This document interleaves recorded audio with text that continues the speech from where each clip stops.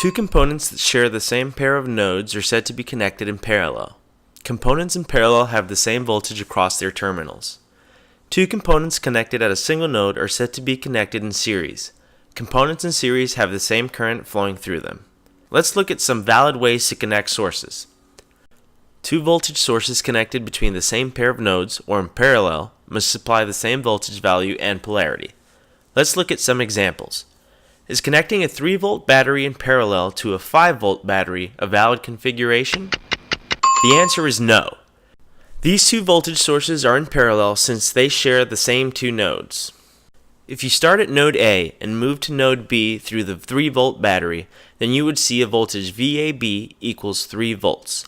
But if you start at A and move to B through the 5-volt battery, you would see a voltage VAB equals 5 volts. So this is not a valid connection. When you move from one node to another, the voltage difference must always be the same regardless of the path you take. Now, what about a 4-volt battery connected to another 4-volt battery as shown here? You may have guessed that this is a valid configuration because both batteries have the same magnitude. But look again. The polarities are reversed. Again, VAB must be the same no matter what path you take. Here, if you start at node A and move through the leftmost battery, you have a voltage VAB equals 4 volts. On the other hand, if you go through the rightmost battery, you have a voltage VAB equals negative 4 volts.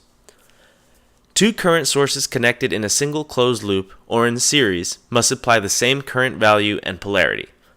Can you make an educated guess of the validity of these three circuits? Circuit 1 is invalid because we have two current sources of different magnitude in series. Circuit 2 is also invalid because the polarity of the two current sources connected in series is not equal.